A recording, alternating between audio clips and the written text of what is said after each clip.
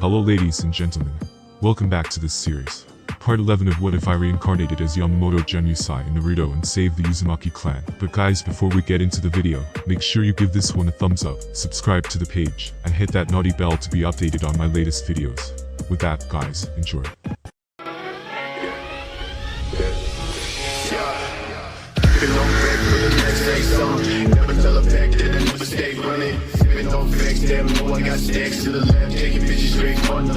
After the Reikage announced his surrender, the battle came to an end without a doubt. Kagasuchi also took back his Shikai, and his Raijin Jaka once again became a simple-looking crutch. Within a few minutes, all 7 tailed beasts were present in front of Kagasuchi, and each tailed beast was in its sealed form. First, Kagasuchi came in front of the monk in whom the one tail was sealed. The seal placed on the monk to hold one tail inside him was quite childish from Kagasuchi's point of view. He immediately broke the seal placed on the monk, and one tail came out from the monk's body with a loud roar. As the one tail was observing everything from inside the monk, as soon as he came out, he shouted with a roar, "You want to capture me easily? HMPH, you're dreaming." Thus as the one tail finished speaking, a chain pierced his head from above and pinned him to the ground. Other chains followed and bound the one tail in place. It was adamantine sealing chains of Uzumaki Kagasuchi. "Now, it wasn't that hard, was it?" said Kagasuchi. "Roar. Let me go," shouted the one tail. Kagasuchi didn't say anything to the one tail and used the summoning technique. As soon as he used the summoning technique, 7 pots appeared in front of him, and on every pot, there was a number written in Japanese from 1 to 6 and 8. Then Kagasuchi looked at the one tail and said, "My fire can burn even the soul of the creature.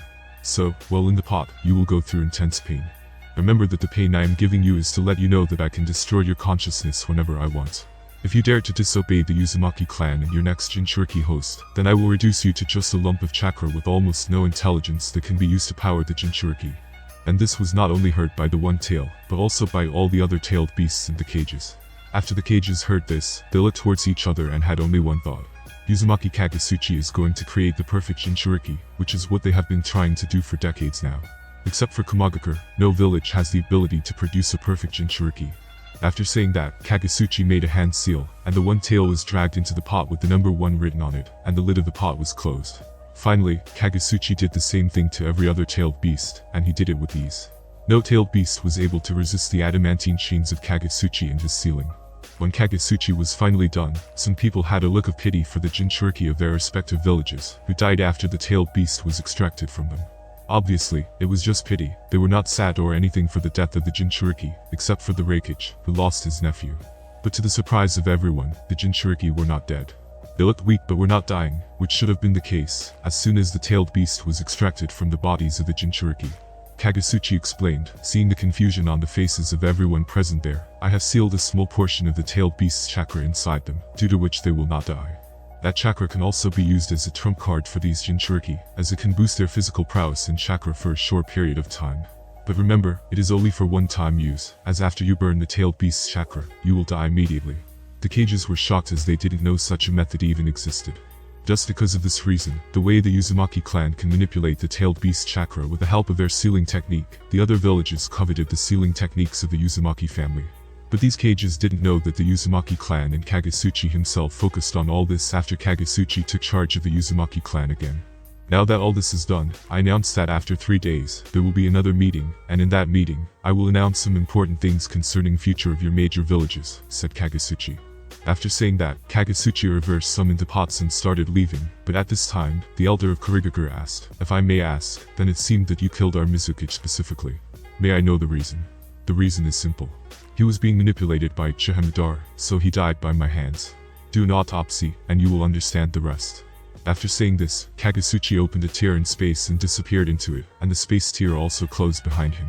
After Kagasuchi left, everyone stood here confused and silent. "So, what do you think he will announce during the meeting?" asked Inoki. "How would I know, but obviously, it will be about what is going to happen with us next as losers," said the Reikage. The elder of Kurigakure ordered the immediate autopsy of the Mizukage, but as soon as the ninjas from Kurigakure got near the Mizukage's body, it exploded with a boom. Seeing this, everyone present here was stunned because as soon as they wanted to collect the corpse of the Mizukage, the corpse exploded. It seems that what Uzumaki Kagasuchi said is correct. "Damn it, just because of Madara, we of Kurigakure became enemies with the Uzumaki clan," said the Kurigakure elder, and other high-level members of Kurigakure also shared the same emotion as the Kurigakure elder. No one blamed themselves for their greed in seeking the sealing techniques when they attacked the Uzumaki clan. Instead, they dumped everything on Uchiha Madara.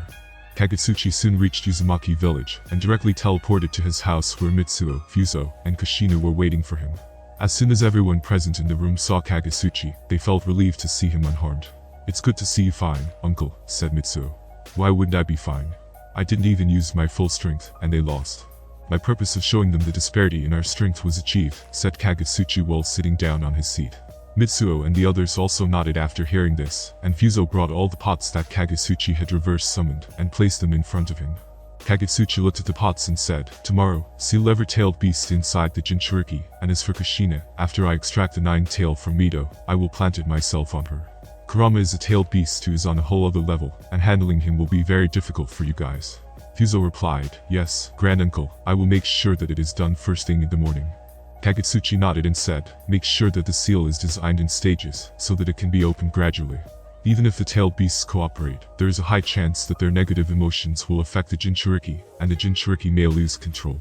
"Yes, granduncle, we are taking special care of this," replied Fuzo.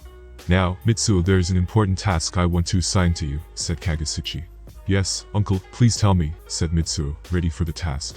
"I want you, along with the other retired elders, to research a sealing method by which a tailed beast cloak can be bestowed upon every Uzumaki clan member using the chakra of the tailed beasts. This cloak should serve as a trump card for the Uzumaki clan members, without putting their lives at risk," said Kagasuchi, seeking something similar to what Kurama did for the Shinobi Alliance army during 4th Ninja War. "This will further boost the strength of the Uzumaki clan. I am certain that I, along with the other retired elders, will work on it diligently," said Mitsuo. "This will boost the strength of the Uzumaki clan members by at least 2 times or even more. However, remember that with this power, the members of the Uzumaki clan may become arrogant. So, do whatever is required, but I don't want arrogance among the Uzumaki clan members, similar to the Uchiha clan members," said Kagasuchi, while explaining, but his voice also contained a hint of warning.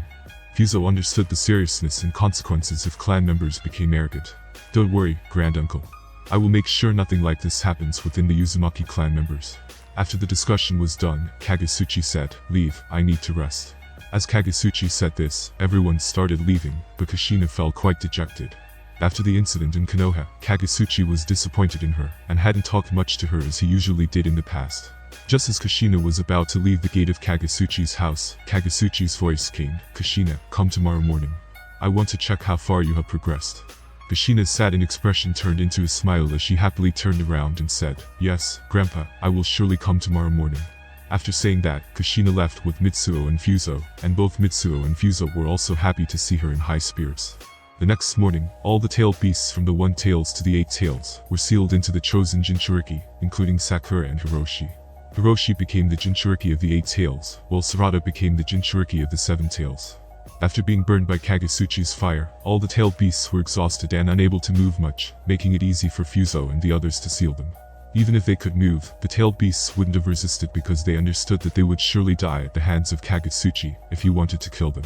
A few minutes ago, in the spiritual space, all the tailed beasts gathered with Kagasuchi standing in the middle. "So what have you decided?" asked Kagasuchi. "Do we even have a choice here?" "I don't mind," said Jayuki. "I also don't want to die, so I agree," said Shikaku. After that, everyone nodded. Before, they were arrogant because they knew they would never die permanently. Even if they were killed, they would be resurrected within few years, ensuring their immortality. Moreover, the villagers needed them, so they were certain that nothing will happen to them.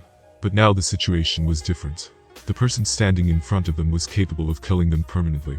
Kagasuchi nodded and said, "Good," before disappearing from the spiritual space. At present, all the Jinchuriki who were selected were among the best geniuses present in the Uzumaki clan. Even within this group, the Jinchuriki were chosen based on their potential.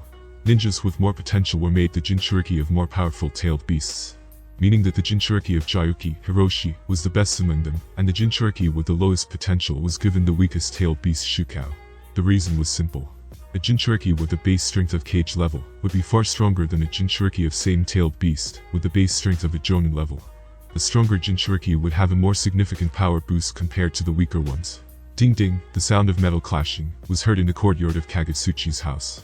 Kushina was attacking Kagasuchi, who was simply defending himself. Kagasuchi noticed a flaw in Kushina's sword move and swiftly countered, placing his sword at her neck. Since morning, Kushina and Kagasuchi had been practicing, and this was not the first time Kushina had lost to Kagasuchi. Kushina sat on the ground, panting heavily. She was tired from fighting for the past 4 hours. You have improved quite a lot in this short amount of time. It seems that your fights with Rit Ninjas and the Seven Tails have helped you significantly, said Kagasuchi, also sitting on a chair. Thank you, Grandpa. I will surely work even harder to become more powerful, said Uzumaki Kushina. Nodded Kagasuchi. I will teach you a new jutsu called True Fire of Samadhi. This fire can be extinguished by wind or water release, and it can burn a person at such a speed that even if they have high regenerative abilities, it will still burn them faster than they can regenerate, said Kagasuchi. Such a powerful jutsu. I have never heard of it. Did you invent it on your own? Asked Kushina with bright eyes. I wouldn't say that I am the creator of this jutsu, but I have taken inspiration from someone. With my mastery over fire, I was able to create the ninjutsu on my own, said Kagasuchi. Wow, that's amazing, said Kushina. Watch the hand seals carefully and follow my lead, said Kagasuchi, and Kushina nodded in agreement. Kagasuchi performed the hand seals, tiger dog horse rat. After that, Kagasuchi started explaining how to make the fire more potent, and taught the method to master the true fire of Samadhi. For the next 2 days, Kagasuchi continued teaching Kushina as he usually did in the past. As told by Kagasuchi, every Kage arrived at the Uzumaki village. When seen by the members of the Uzumaki village, although no one was happy to see these Kages, as each of the Kages was, in a way, trying to erase their existence, they were ordered not to show hate towards the guests, as they were invited by Kagasuchi himself. Although the people of the Uzumaki village tried not to show anything, how could they hide their dissatisfaction from the Kages of different villages? The Kages also felt quite embarrassed by this. They were coming to a village they had considered worthless in the past, and had thought this village could be crushed by them anytime. However, due to Kagasuchi's presence, everything changed, and now they were on their knees, uncertain of the decisions Kagasuchi would make for them. Every Kage should come prepared to die, as they didn't know if they would survive today. They had already announced the next Kage in line if they were to die in Uzumaki village. In a hall prepared for the meeting of all Kages with Kagasuchi, one by one, Kages started arriving, and everyone was greeted by Fuso himself. When the Hokage arrived, Uzumaki Mito also arrived. Seeing her, many old people had mixed feelings about her, but they didn't know what to do as Kagasuchi had clearly prohibited her from entering Uzumaki country. Seeing their embarrassment, Mito said, "Don't worry, I didn't come here to meet you. But according to the agreement, I came as the Jinchuriki of the Nine Tails." After hearing Mito's words, the embarrassment of everyone present disappeared. "Come with me, and let's go to my house. Father and Kushina will be happy to see you," said Fuso. "No, as I said, I came here with the Hokage as a Jinchuriki. I can't go to your house as it will make Uncle's words false." Mito rejected Fuso's offer. "Okay, and, as you wish." Fuso then guided her and the Hokage to their respective seats. After a few minutes, when all the Kages were seated, Kagasuchi arrived with Mitsuo and Kushina. After Kagasuchi sat down, he said, "I will not waffle and will get right to the point. I know you all have doubts about whether you will live or die or what will be the fate of your village, but you don't have to worry. Sparing your Jinchuriki's life is the best proof. My only motto for attacking you was to establish peace and make my Uzumaki clan far superior to anyone, so that even if they get into the same situation as in the past due to their weakness, they can still come out on top. And lastly, to establish my strength. As for what I am going to announce next," said Kagasuchi. "Now let's talk about why I called you here. I want to create all the major villages as holy places for the ninjas, a place specifically for the ninjas and their families. Additionally, I want to demolish the system of daimyos, as even though they are weaker, they rule over the ninjas. The daimyos will be responsible for taking care of the affairs of all the civilians," said Kagasuchi. As soon as Kagasuchi's voice fell, everyone who were present here changed. "However, that is impossible. Those daimyos will never submit to these rules," Kazaki stated. "But when did I say that you have to beg the daimyo?" said Kagasuchi. "You all know very well why daimyo are able to rule over you, and that is because of the money they have. If they don't have money, then they are nothing. Till now, they were able to rule over you. The reason is simple. You don't want to disobey them due to the rules from the Warring States period. At that time, daimyo had money and resources, due to which they were able to hire any clan. No matter how powerful a clan may be, they can't oppose multiple clans at a time, so the clans feared the daimyos.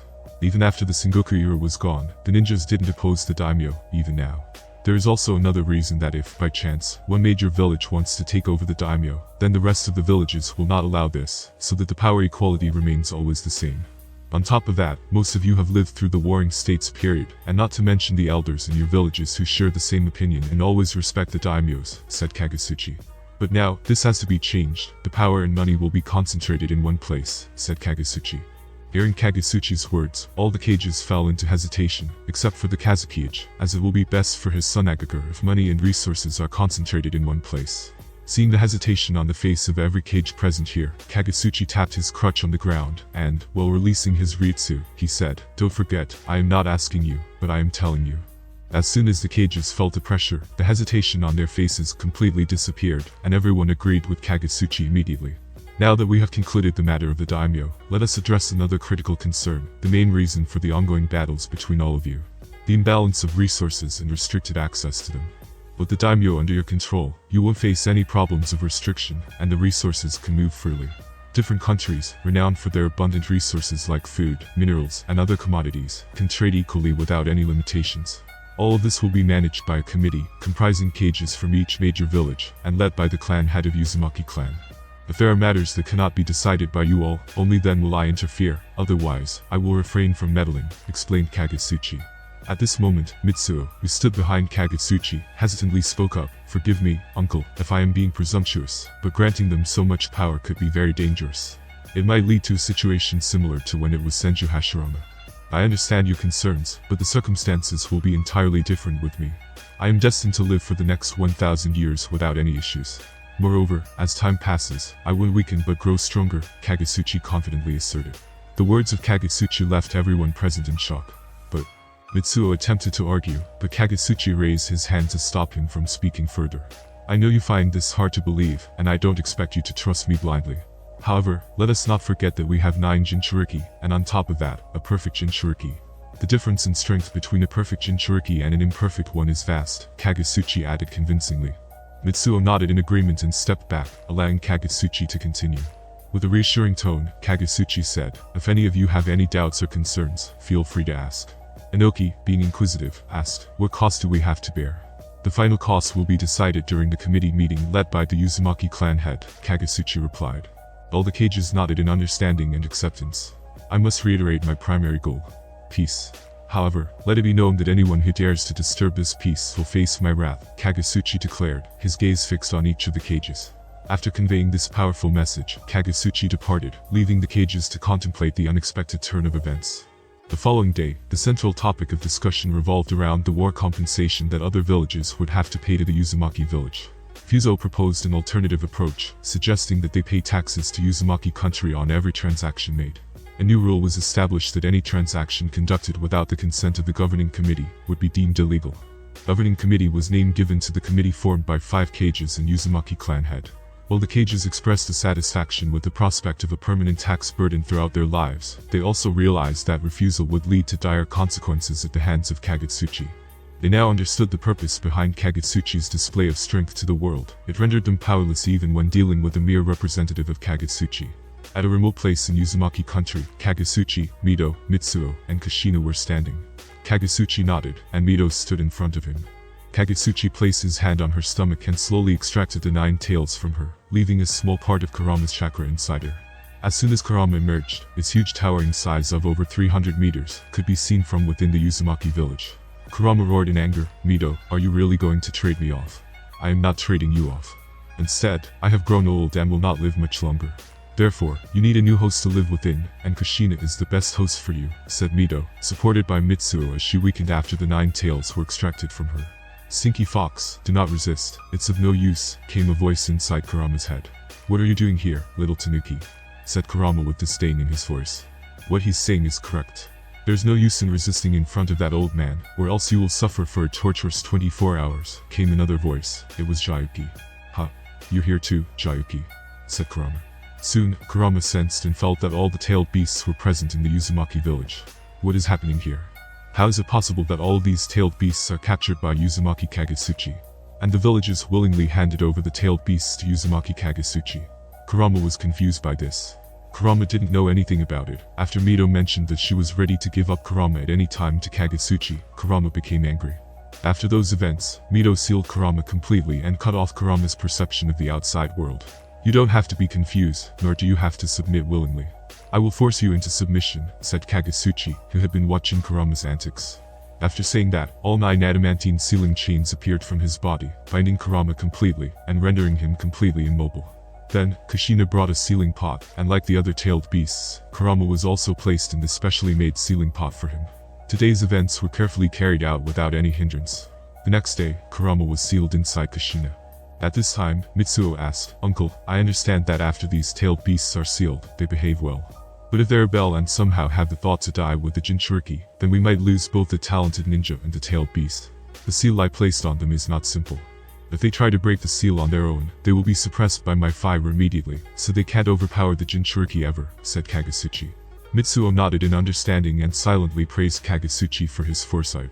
After Kurama was sealed inside Kushina, Mito stood in front of Kagasuchi and said, "Uncle, I have a request." Speak, what request do you have?" asked Kagasuchi. "I want to take Kushina with me. I have been Kurama's Jinchuriki and can guide her properly in this way. Also, I am quite alone in the Senju clan with nobody to talk to. So, if Kushina is with me, I will have someone by my side," said Mito. I don't have any problem with Kushina going with you. Whatever I could teach her, I have already taught. Now, what she requires is experience in the field. Ask her if she wants to go with you.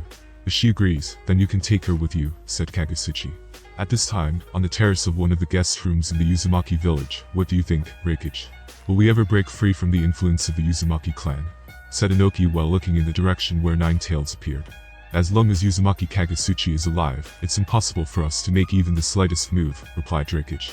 "I understand that much, but even if Uzumaki Kagasuchi is not present and somehow he manages to make all the tailed beasts loyal to the Uzumaki clan and produce perfect Jinchuriki, it will still be challenging for us to change our current situation," remarked Inoki. "You're right about that, but there's nothing we can do. We've tried our best, but we face defeat," said Reikage. "Let's see how those elders and clan heads react to this governing committee," suggested Inoki. "HMPH, what can they possibly contribute? The second ninja war happened because of those idiots." After witnessing the battle between Kagasuchi and Madara, we Kages knew that it would be impossible for any of us to win, even if we combined our forces. However, we had to appease them, or they would have created instability in the village. They believed that if the 5 Kages united, Kagasuchi could be defeated, but the reality is right in front of us, explained Reikage. "Yeah, every Kage chose to fight just to maintain political stability. Otherwise, why would we foolishly confront Uzumaki Kagasuchi?" added Inoki. "But your expression was priceless when Uzumaki Kagasuchi effortlessly evaded your dust release.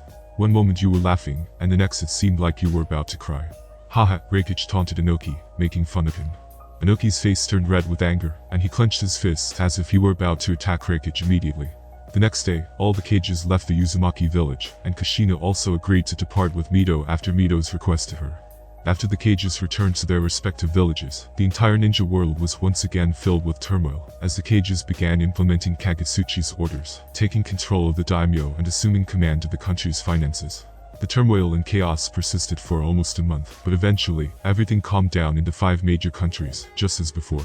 However, smaller villages also followed the lead of these major villages, and began staging coups against their respective daimyo, leading to significant unrest in those areas.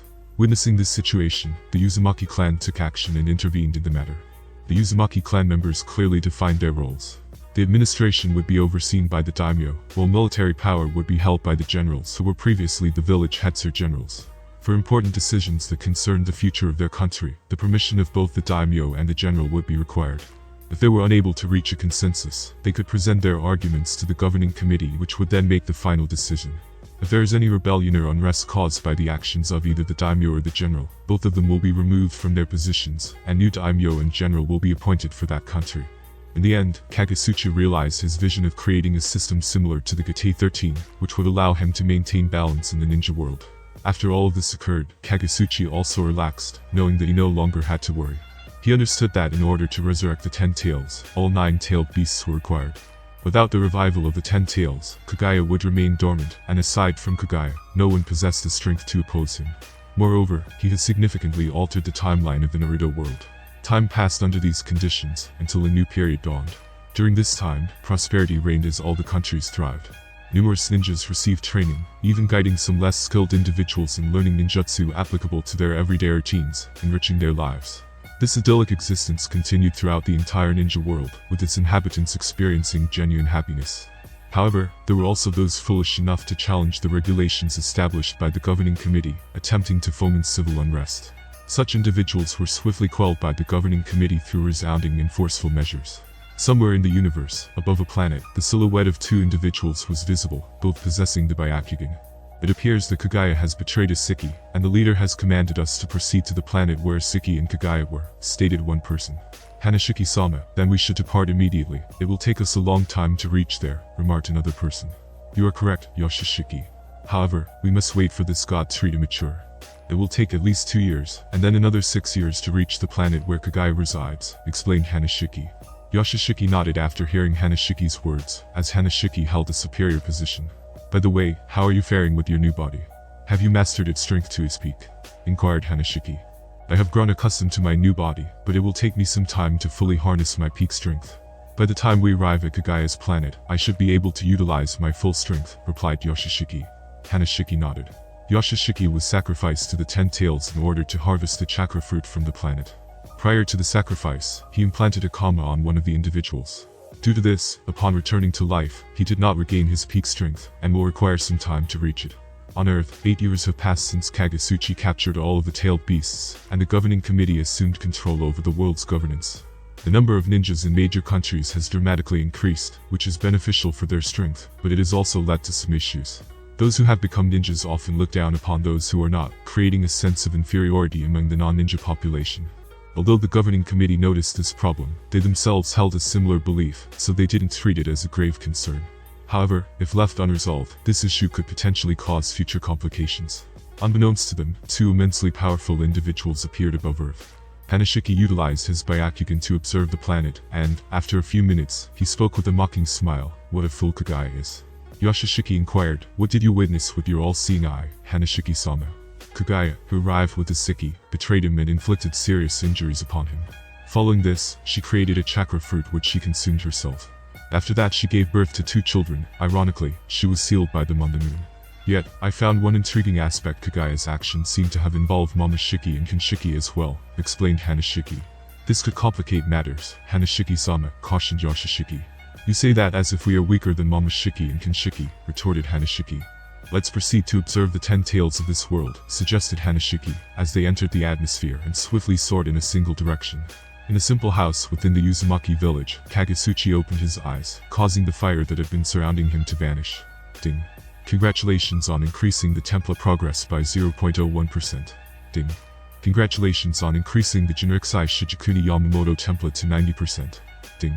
Congratulations on unlocking the ability Bankai Zanka no Tachi. Although Kagasuchi was happy after having his Bankai unlocked, his face was solemn as he emerged from his house and gazed toward the sky. Was it an illusion? No, it can't be. With my strength, I can't have illusions. Someone very powerful must have entered Earth's atmosphere. Kushina. Kagasuchi's voice reverberated throughout the Uzumaki village. Kushina, who had been in conversation with the yellow-haired person none other than Minato, stood up. Grandpa is calling me. It's been a long time since Grandpa even appeared in front of anyone. It seems something important must have occurred. I'll come as well, said Minato. Kushina simply nodded, and her entire body immediately became covered in yellow chakra, the Kurama chakra mode that she had successfully mastered. With blinding speed, she appeared in front of an ordinary house located quite a distance away from the Uzumaki village. Minato also appeared beside her. Kushina entered the house and saw Kagasuchi sitting on a chair, holding his crutch. Even after so many years, his face remained unchanged, but what had evolved with time was Kagasuchi's presence. It had grown even stronger. Kushina could sense that instead of weakening, Kagasuchi had become more powerful. Grandpa, you called me. It seems there is a very important task to be done. Tell me, and I will start working on it immediately, said Kushina. Today I sense that someone very powerful has entered Earth's atmosphere. I want you to inform every major country to be on the lookout for anything abnormal that might happen. Also, inform the scientific department to search for any abnormalities in the atmosphere, said Kagasuchi. Grandpa, is that person even stronger than you? Asked Kushina. I can't be sure whether they are more powerful than me or not, but one thing is certain. That person is at the very least on my level. There is a high chance that they are even more powerful than me, said Kagasuchi. Upon hearing this, Kushina's mouth fell open in shock. To her, there was nothing her grandpa couldn't handle, and no one who could surpass his power. However, hearing this directly from Kagasuchi left her astounded. I understand that this is surprising for you, but time is of the essence. Now, go and report to me if anything abnormal occurs, said Kagasuchi. Kushina nodded and immediately left Kagasuchi's house to inform her father about this. Minato also bowed slightly towards Kagasuchi and departed using the Flying Thunder God technique. He was able to sense our presence. As expected of the strongest person alive on this planet, said Hanashiki. At your orders, I can kill that person in an instant, said Yoshishiki. It will not be that easy, said Hanashiki. Is he that strong? Asked Yashishiki. Hanashiki nodded in response. Soon, Hanashiki and Yashishiki appeared above a mountain. Hanashiki gave the order, destroy this mountain. Yashishiki clenched his fist, which was covered with red chakra, and punched the mountain. Initially, it seemed that nothing had happened, but soon the entire mountain began to crumble. All that remained were rocks and rubble. If someone had witnessed this attack, they would have been shocked. It was reminiscent of the gentle fist technique of the Hyuga clan, but on a much higher level.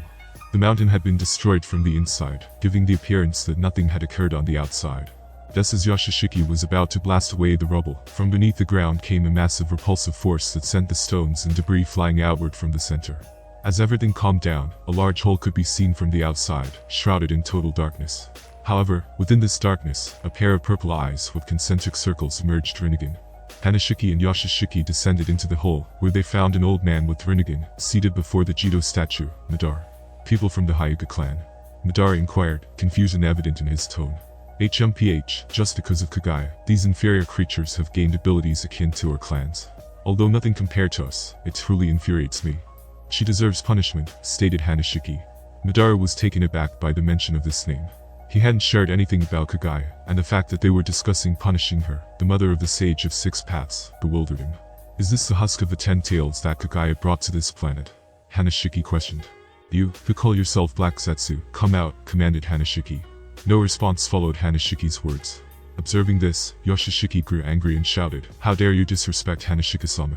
Yashishiki targeted Madara's shadow with an attack, but Madara intercepted it, using the almighty push. Though potent enough to halt Yashishiki's advance, it couldn't force him back. Yashishiki materialized before Madara, delivering a punch to his face. Madara was sent hurtling, and if Hanashiki hadn't advised Yashishiki to hold back at the last moment, Madara might have met his end. Black Zetsu seemed inclined to escape, but before it could, a black rod impaled the viscous entity, pinning it in place. Hanashiki emerged before Black Zetsu and inquired, Kage's will resides within you, correct? Are you from my mother's clan? Black Zetsu asked. Yes, the very clan she betrayed, replied Hanashiki. Yashishiki, keep these two alive. We will need them to revive Kage. Our leader has instructed us to capture her, directed Hanashiki. There seems to be a rat here, Hanashiki said. A few minutes ago, Minato, who was following Kagasuchi's orders and searching for anything abnormal in the direction of the rain country, was resting on a tree to recover his chakra. He had used a lot of chakra by continuously employing the Flying Thunder God technique. Just as Minato was about to leave to resume his search, he heard a big commotion, and saw a huge mountain crumble before his eyes. Atop that mountain, there were two people. Minato decided to investigate this occurrence because destroying that mountain was no ordinary feat. When he reached the site, he was shocked to find Madara present. The way Madara was decimated within seconds astonished him. It wasn't that Madara was weak, the technique used by Madara was very powerful. However, it didn't even faze the man fighting against him. The words spoken by them were quite confusing for Minato. Not good, I was discovered, said Minato, immediately using the Flying Thunder God technique to escape. He knew he couldn't survive an attack from these people. And he was correct. Just as he left, a lightning arrow struck the exact same spot, causing a massive explosion that nearly vaporized the area. Should I follow him? Asked Yashishiki. No, let him inform the person he intends to inform. It will save us the trouble of searching for that person. He's the one who possesses all the tailed beasts, and we need those tailed beasts to revive Kage, said Hanashiki. Within seconds, Minato found himself over 500 kilometers away from his last location. Kushina, who had been searching in close proximity, approached Minato and asked, What happened? Why are you running? Yes, I might have found the individuals whom Kagasuchi-sama wanted us to locate, replied Minato. What? Exclaimed Kushina. Where are they? We need to gather information about them. No, even though you possess great power, they operate on a completely different level. Kagasuchi-sama was correct, they are at least as formidable as he is, explained Minato. Kushina nodded and said, We should inform Grandpa about this. I'll share my chakra with you. She transferred chakra to Minato, so that he could utilize the Flying Thunder God technique. In less than 10 seconds, they stood in front of Kagasuchi's house. Grandpa, we brought news as you requested. Please come in, Kagasuchi's voice emanated from within. Minato and Kushina entered Kagasuchi's house. Tell me about your discoveries, Kagasuchi requested. I was investigating in the rain country as per your orders. I heard movement and went to investigate. There were two people attacking Madara. They easily defeated Madara, and they discussed punishing someone named Kage. They identified themselves as members of the Otsutsuki clan. As they spotted me, I had to escape, Minato recounted. Kagasuchi shook his head and explained, It's as I anticipated. You didn't really escape, they allowed you to flee. They can travel faster than light. All they need to do is predict your location, and you'll be gone in an instant. Grandpa, you're familiar with them? Kushina inquired. Yes, I'll provide you with a brief overview of the Otsutsuki story. Around 1,000 years ago, a woman named Kage Otsutsuki consumed the chakra fruit, becoming the first individual in this world to possess chakra. She gave birth to 2 children, Hagoromo Otsutsuki and Himura Otsutsuki. Hagoromo had 2 sons, Indra and Asur. The Uchiha clan descended from Indra, while from Asur emerged 2 families, the Senju and the Uzumaki. In essence, our abilities are significantly toned-down versions of what the Otsutsuki are capable of, and Kagaya was not even a powerful member of Otsutsuki clan.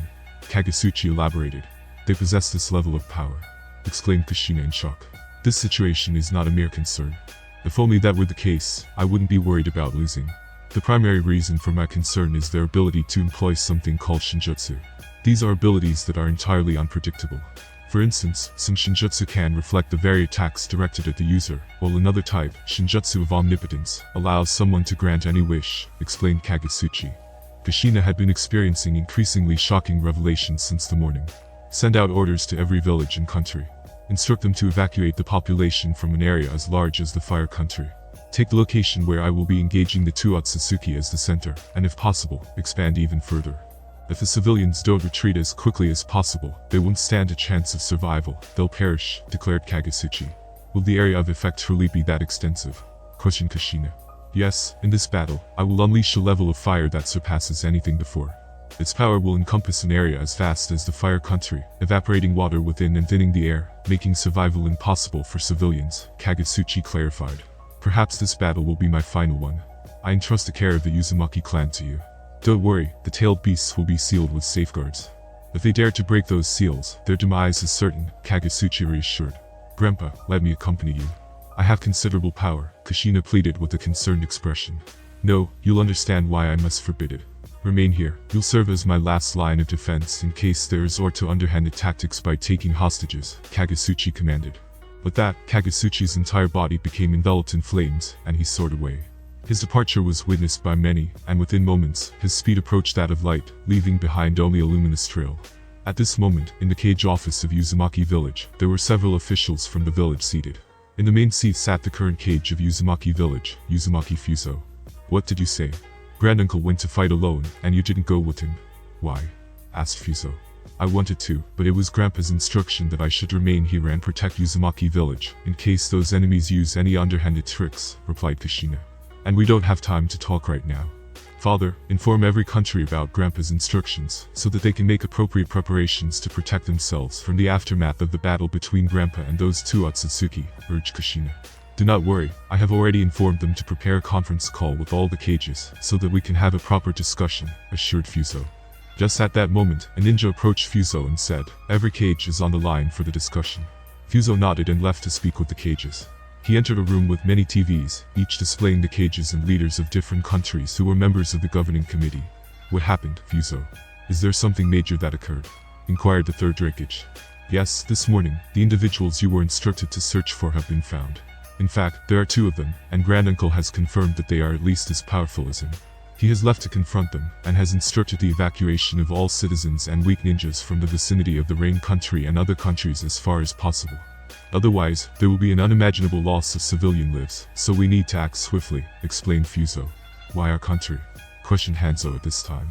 It can be helped, they landed in the Rain Country and obviously treat the humans of the world as inferior creatures. So, they don't care about the life and death of us humans. The main point is that Granduncle said he is going to use a move that will affect his surroundings as large as the Fire Country, said Fuso. Shouldn't we go and help? Hiruzen asked.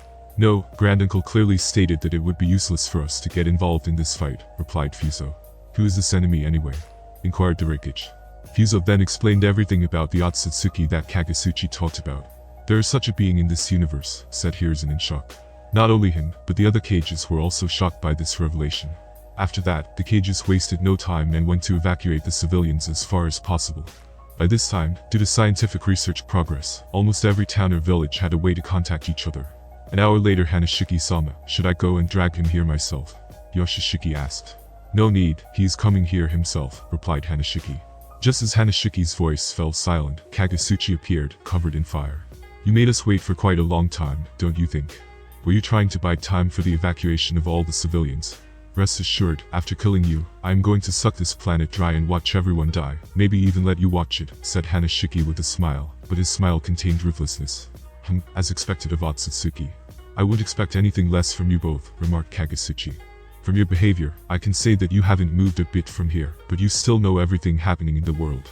It seems your ability is somewhat related to watching everything in the world, or maybe listening, perhaps, said Kagasuchi with a calm expression. From your talk with your granddaughter, I also concluded one thing. That you know many things about Otsutsuki, about Shinjutsu. After observing your whole life, I know one thing for a fact.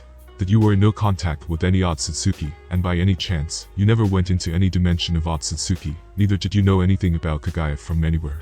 So, for you, it is impossible to know about us. This means only one thing. That you also awakened some kind of Shinjutsu, and that too at your dying age. Am I correct? Asked Hanashiki. Maybe you are correct about that. I did awaken something during my old age, Kagasuchi admitted. Interesting, Yoshishiki, our objective has changed. Now we have to capture him alive rather than killing him. For someone to awaken Shinjutsu with such a low concentration of Otsutsuki blood is rare. We must present him to the leader, said Hanashiki. Yes, master, replied Yoshishiki. You are good at swordsmanship, right? Well, guess what? I am skilled at handling swords too, Yoshishiki said. A yellow sword made of chakra appeared in his hand, and with his fast speed, he appeared in front of Kagasuchi and slashed at him. Kagasuchi easily defended the attack with his crutch. The power behind Yoshishiki's attack was not small, although it failed to move Kagasuchi. However, it destroyed the forest behind Kagasuchi in a 20-meter range. Yoshishiki retreated, and Kagasuchi's crutch caught fire, transforming into a katana with a purple handle. While unsheathing it, Kagasuchi said, You may be good at handling swords, but you can never best me at swordsmanship. After saying this, Kagasuchi made a slash at Yoshishiki, sending a red sword slash in his direction. Yoshishiki thought it was a chakra attack, so he raised his right hand to absorb it. However, he was very wrong, and he couldn't absorb the attack.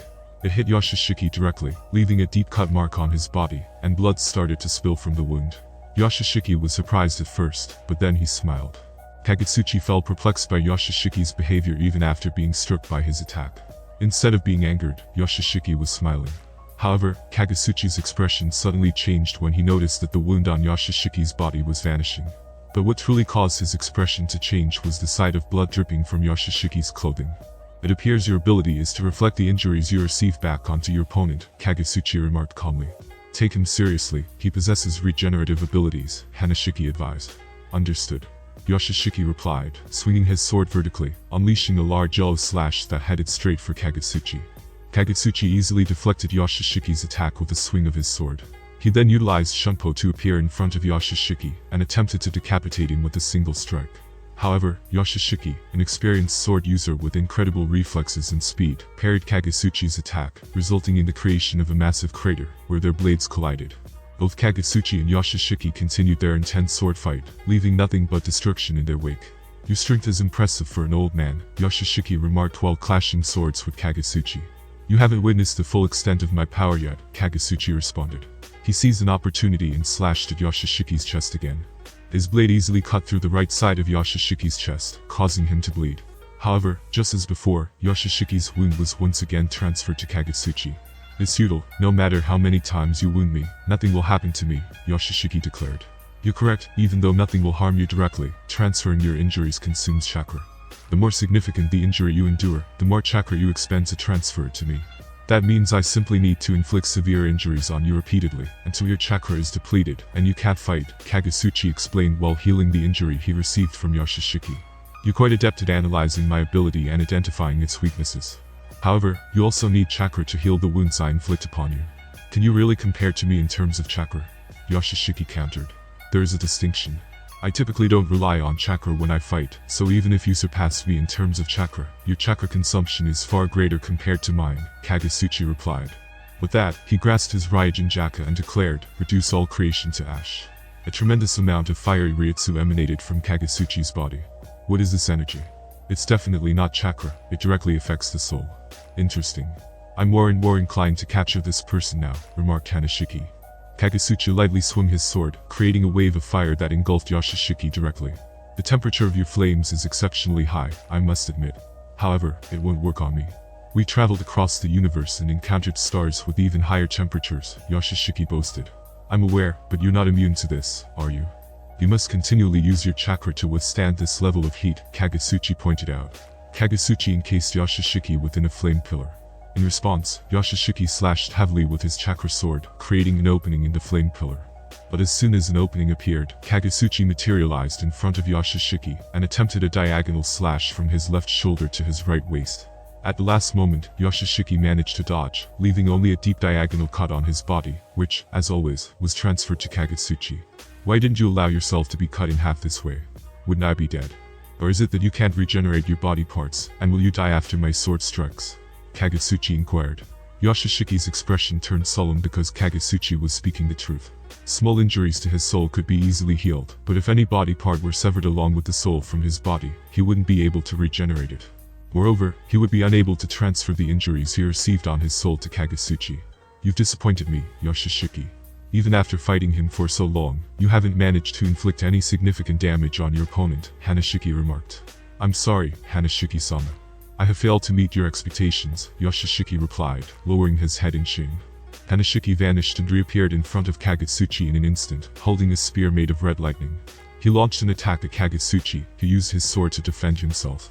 However, as Kagasuchi's sword made contact with the red lightning spear, it didn't actually touch it, but phased through it. Suddenly, the spear materialized and Hanashiki stabbed Kagasuchi. A similar ability to Kamui. Kagasuchi pondered. The impact sent Kagasuchi flying, and the red lightning spear exploded with a resounding boom. At that moment, high above the battlefield where Kagasuchi and the two Otsutsuki warriors clashed, a few birds were seen in the sky. However, there was a notable distinction. Each of these birds wore a collar with a camera attached to it. Additionally, they carried a small bag on their backs, which transmitted the images of the ongoing battle. These feathered messengers were broadcasting the intense combat to all the major villages. This was created by the scientific department under Rajmer. As the villagers and ninja from various regions watched the battle unfold, they were left utterly stunned. What shocked them the most was witnessing Kagasuchi sustaining injuries, a sight they had never expected to witness and had never witnessed. And that's the end of this episode. The series will continue in the next part, so be sure to like the video, subscribe to the channel, share, and comment down below. This really helps with the YouTube algorithm. Thanks for watching, we'll be seeing you in the next part. Check out these videos right here for more awesome isekai anime content.